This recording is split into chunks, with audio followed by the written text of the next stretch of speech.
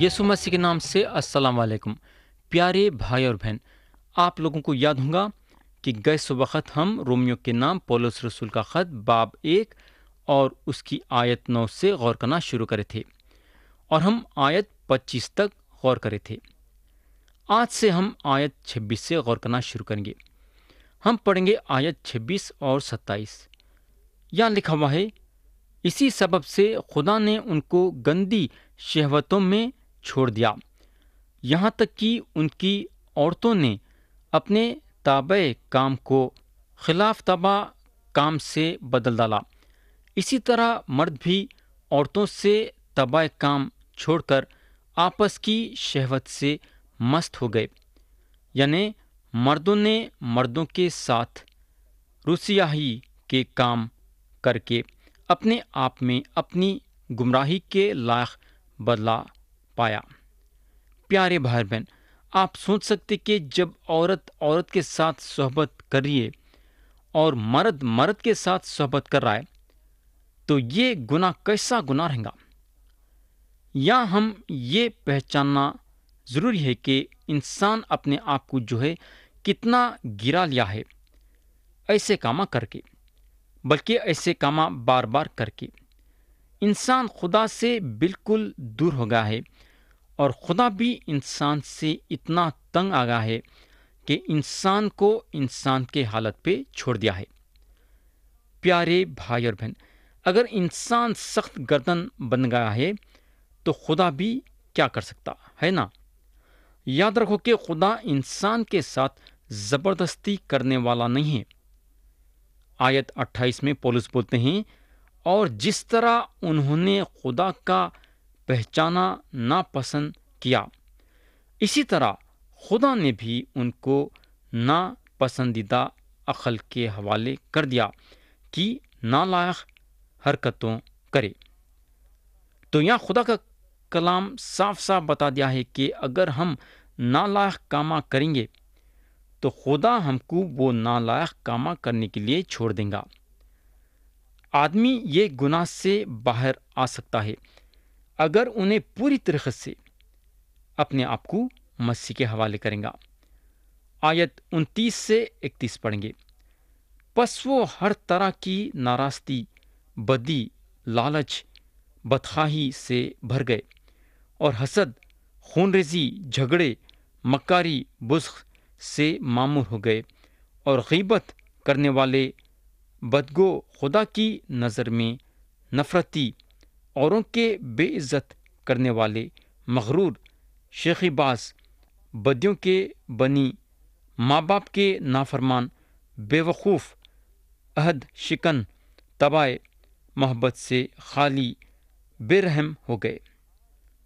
प्यारे भाई बहन, आज इंसान का हर घराना येच कर रहा है। आप सोच सकते कि खुदा इंसान की ऐसी हरकतें कितना बर्दाश्त कर रहा है और सब्र कर रहा है। गए सो ज़माने में खुदा जो है बड़े बड़े कौमों की अदालत करा, क्योंकि कौम में ऐसी गलीस हरकतें कर रहे थे। आयत 32 में लिखा हुआ है, जो कि ये बाप की आखिरी आयतें हैं, हालांकि वो खुदा का ये हुक्म जानते हैं कि ऐसे काम करने वाले मौत की सज़ा के लायक हैं, फिर भी ना फ़कत आप ही ऐसे काम करते हैं बल्कि और करने वालों से खुश भी होते हैं।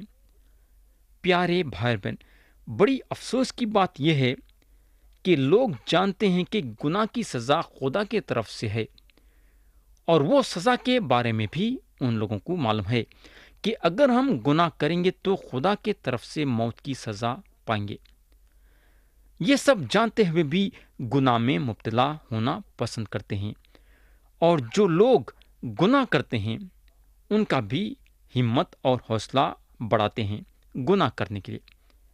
मेरे दोस्त, कितनी अजीब बात है। तो यहाँ ख़त्म हुआ बाब 1 और हम उठाएंगे बाब 2 और पढ़ेंगे उसकी आयत 1। यहाँ लिखा हुआ है, बस ए इल्ज़ाम लगाने वाले, तू कोई क्यों ना हो, तेरे पास कोई उज़्र नहीं, क्योंकि जिस बात का तू दूसरे पर इल्ज़ाम लगाता है اسی کا تو اپنے آپ کو مجرم ٹھہراتا ہے، اس لیے کہ تو جو الزام لگاتا ہے خود وہی کام کرتا ہے۔ پیارے بھائی اور بہن، یہ باپ کی یہ ایک خاص بات ہے جو ہمارے سامنے رکھی جا رہی ہے، یا ہمارے دل و دماغ میں یہ بات رکھنا ہے کہ پولس یا نجات کے بارے میں نہیں بات کر رہے ہیں، یا پولس گناہ کے بارے میں بات کر رہے ہیں، اور یہ گناہ کو مد نظر رکھتے ہوئے خدا لوگوں کی عدالت کریں گا، یا جو خدا عدالت کریں گا وہ عدالت نجات کے تعلق سے نہیں ہے۔ پیارے بھائی بہن، آپ لوگوں کے بارے میں تو میرے کو نہیں معلوم ہے، مگر میں نہیں چاہوں گا کہ دوسرے میری عدالت کرے۔ آج میں ایک مونجی کے لیے خدا کی شکر گزاری کرنا چاہوں گا، اور کلام بتاتا ہے کہ خوشخبری ایک ایسی ذریعہ ہے جس کے ذریعے سے ہمیشہ کی زندگی حاصل ہوتی ہے۔ خدا کے بیٹے کا انکار کرنا فوراً سے آدمی کو خدا کے عدالت میں لاتی ہے، اور اس کا ایک ہی فیصلہ ہے میرے دوست، صرف ایک ہی فیصلہ، اور وہ فیصلہ یہ ہے کہ خسروار ٹھہرائے جائیں گے۔ 1 یوحنا باب 5 اور آیت 12 میں لکھا ہوا ہے، جس کے پاس بیٹا ہے، میرے دوست ذرا غور سے سنو، جس کے پاس بیٹا ہے اس کے پاس زندگی ہے، اور جس کے پاس خدا کا بیٹا نہیں اس کے پاس زندگی بھی نہیں۔ اور یوحنا کی انجیل باب 5 اور آیت 24 میں مسیح بولتے ہیں، یہ آیت بھی ذرا غور سے سنو، میں تم سے سچ سچ کہتا ہوں کہ جو میرا کلام سنتا اور میرے بھیجنے والے کا یقین کرتا ہے، ہمیشہ کی زندگی اس کی ہے، اور اس پر سزا کا حکم نہیں ہوتا، بلکہ وہ موت سے نکل کر زندگی میں داخل ہو گیا ہے۔ اور یوحنا 3:17 اور 18 آیت میں یسوع مسیح بولتے ہیں، کیونکہ خدا نے بیٹے کو دنیا میں اس لیے نہیں بھیجا کہ دنیا پر سزا کا حکم کرے، بلکہ اس لیے کہ دنیا اس کے وسیلے سے نجات پائے۔ جو اس پر ایمان لاتا ہے اس پر سزا کا حکم نہیں ہوتا، جو اس پر ایمان نہیں لاتا اس پر سزا کا حکم ہو چکا، اس لیے کہ وہ خدا کے ایک لوتے بیٹے کے نام پر ایمان نہیں لایا۔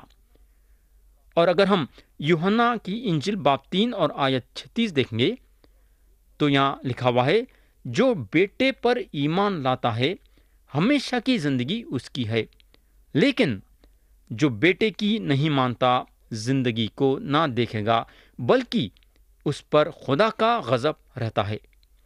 تو پیارے بھائی اور بہن، یہ لوگ جن کے دل میں مسیح نہیں ہیں گمراہ ہو گئے ہیں۔ آپ ایک مذہبی آدمی رہیں گے، آپ ایک اچھے آدمی رہیں گے، مگر بغیر مسیح میں میرے دوست آپ گمراہ ہیں۔ یاد رکھو، آدمی بہانے نہیں بنا سکتا۔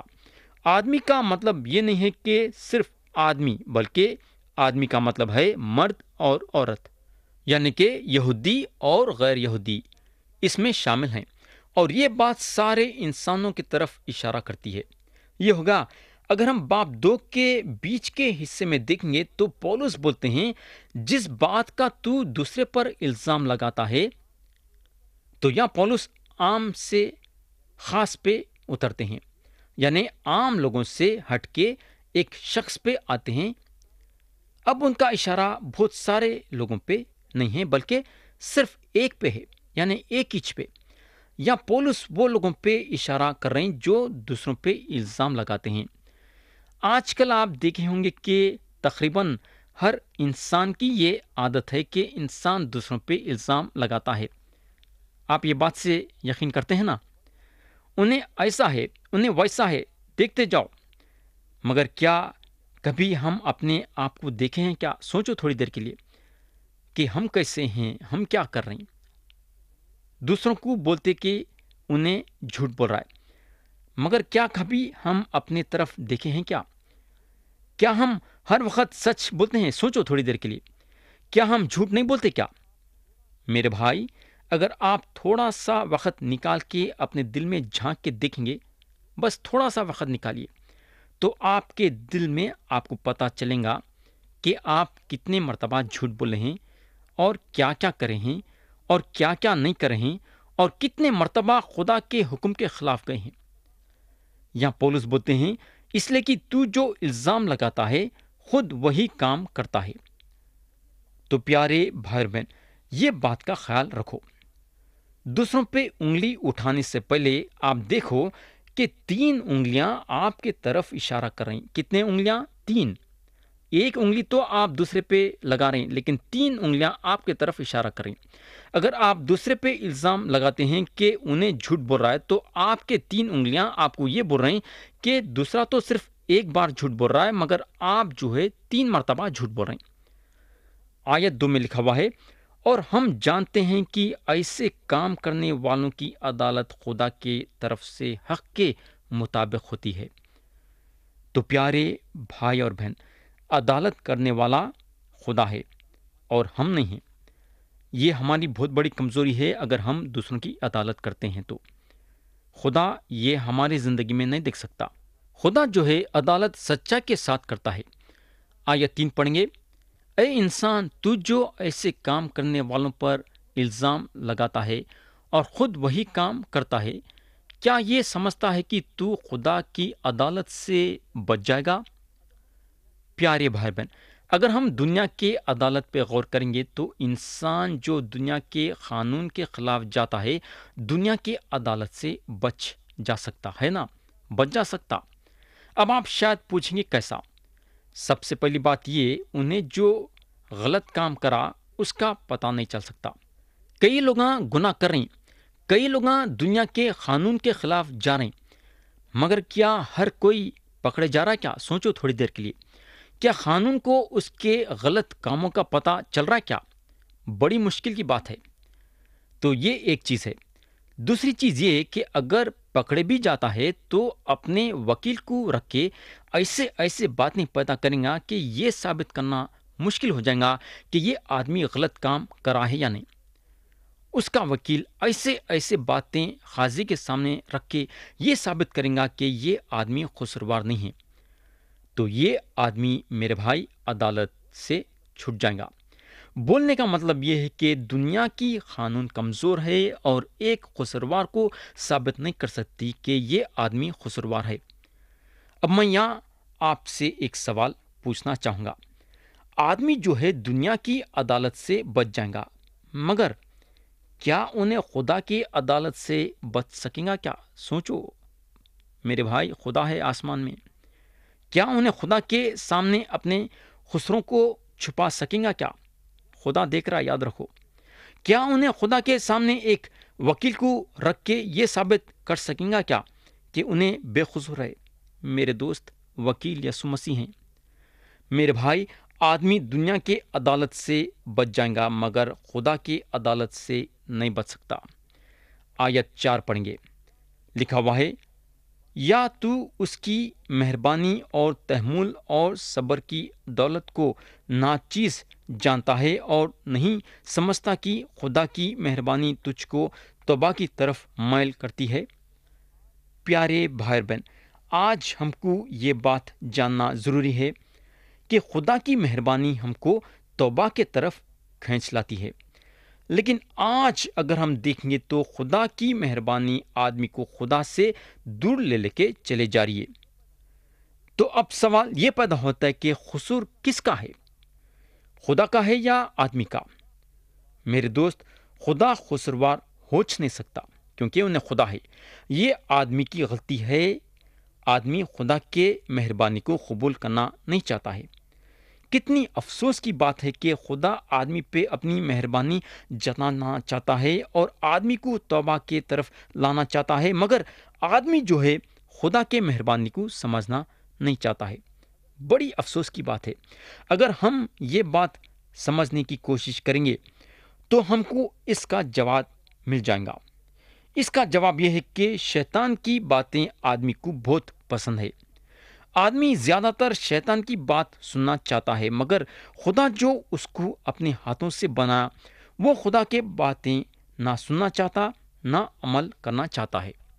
تو میرے دوست، اگر آپ ایک گمراہ آدمی ہیں اور آپ یسوع مسیح پہ ایمان نہیں لائے ہیں اور ان پہ بھروسہ نہیں کر رہے ہیں اور آپ کی امید صرف یہ زندگی سے لگی ہوئی ہے، تو آپ کے لیے یہ بہتر ہوگا کہ جتنا فائدہ آپ یہ دنیا میں رہ کے اٹھانا چاہتے ہیں اٹھا لو، جتنا آپ کھانا چاہتے ہیں کھا لو، جتنا آپ پینا چاہتے ہیں پی لو، جتنا آپ عیش و آرام کے ساتھ زندگی گزارنا چاہتے ہیں گزار لو، جتنا آپ گناہ کرنا چاہتے ہیں کر لو، کیونکہ آپ کو آپ کے اگلے زندگی میں کچھ بھی ملنے والا نہیں ہے۔ یاد رکھو، اگر آپ یہ دنیا میں رہ کے فائدہ اٹھانا چاہتے ہیں اور آپ چاہتے ہیں کہ اس طریقے سے جیے، تو آپ کے مرضی کے مطابق جی لو، کیونکہ آپ ایک دن، یاد رکھو، آپ ایک دن مرنے والے ہیں۔